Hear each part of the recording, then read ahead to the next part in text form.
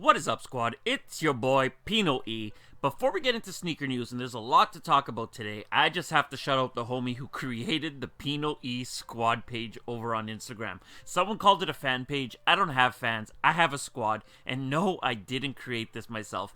Thanks again. It's appreciated. But now over to sneaker news.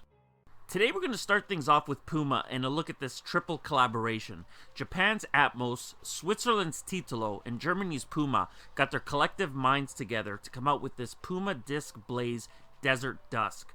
For this pair, the shoe comes constructed in pigskin, suede, and textile, with the heel and toe box covered in camel print and shades of red and orange throughout with a black cage. The heel tabs display the dual branding with Titolo on one and Atmos on the other, and they sit on a white mid and translucent outsole.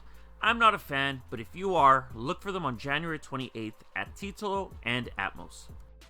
This next pair, well, I hate the silhouette, but I like the execution. We first saw this shoe sometime last summer, and it looks like the Vetements Reebok Insta Pump Fury will be making its appearance very soon. The pair comes dressed in a full white upper with doodle graffiti throughout in red, black, blue, and green. I don't yet have the exact date, but I'll get that to you soon, so stay tuned. Now over to Asics, and good news for those of you who are fans of the brand. Digging into the archives, Asics is set to bring back the Asics Gel DS Trainer. 2 pairs are scheduled to release this month, including the OG pair in white with black and teal accenting, along with a new colorway in black with pink and purple accenting. The shoes come constructed with a leather and mesh upper sitting on a gel mid and rubber outsole. There's no exact date yet known, but look for them later this month at select Asics retailers. Time for Adidas news, and to follow up on yesterday's news that the OG NMD were dropping again. Today, Adidas confirmed that a restock will take place, and it's set for January 14th like I mentioned yesterday. Also confirmed is the retail price of $170 and that they will be dropping on Adidas.com. For anyone who's going to ask what time, I do not know, and that's because Adidas release times are random. Next up, we have the official pics of the Adidas AlphaBounce RC Dark Gray Heather. The silhouette made its appearance in 2016 and it's released in a number of colorways, but this next pair comes in gray tones, dark gray heather, solid gray, and dark gray to be exact, and it sits on top of a white bounce sole. There's no exact date for these yet, but look for them soon at Adidas retailers. And last for Adidas, we have the official pics of the Y3 Adidas Pure Boost Triple White. This pair is constructed of a white mesh upper, white boost mid, and white outsole with black Y3 detailing throughout the shoe. This one's alright, although I'm not sure I would pay the premium for Y3 when you could get an Adidas equivalent. But for the Y3 fans, these drop in March. Let's move over to Nike and talk about the Royal Foamposites. Today on the Sneakers app, Nike gave us a look inside the vault of the Nike Air Foamposite One. And I think what they did was cool, but it kind of scares me a little. And let me explain. I opened the app, saw the new inside the vault post, and started scrolling, right? There were these pictures up on screen, and then the official release pics of the anniversary pair.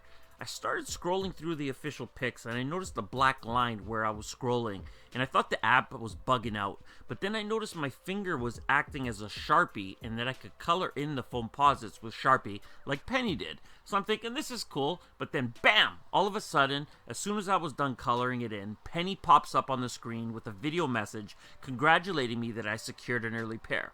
So okay, cool, I like it, awesome marketing by Nike and use of the app, like I really am a fan of what they did. But then I started thinking about it, and I hope Nike doesn't do this for other drops. It was a fluke that I found it in time. But can you imagine having to poke around the app, entering cheat codes in like old school Nintendo games to unlock shit? I'd be pissed if I missed out on the Royals because I didn't press the right pixel on the screen.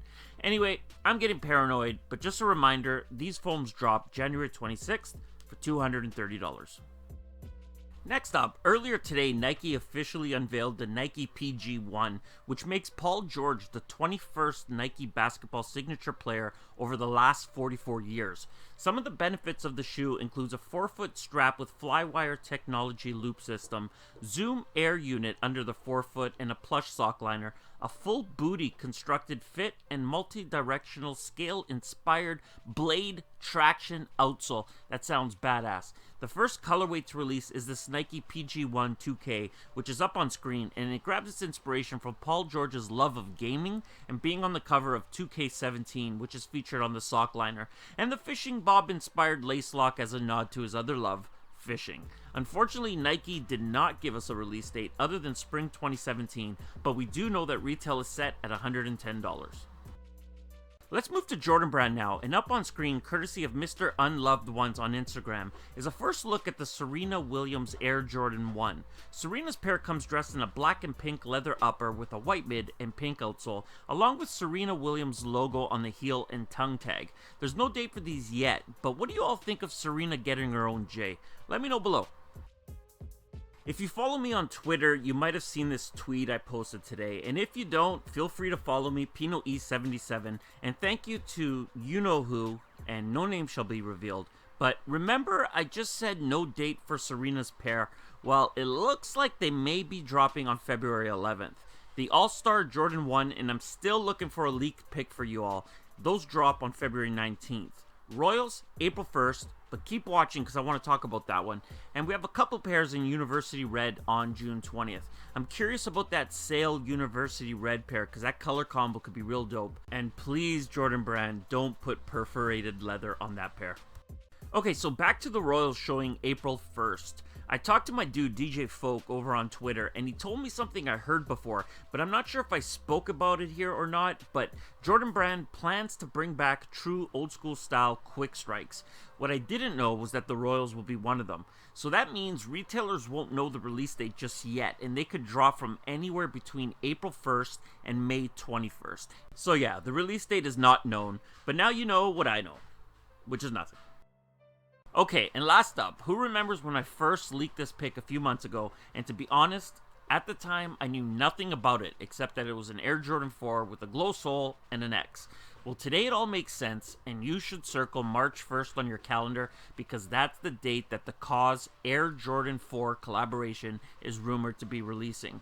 Once that date is confirmed, I'll be sure to let you all know, but aside from the date, these will be super limited. So now, to all the people who only wear Adidas and say fuck Jordan, please stay away from our pairs. Thank you.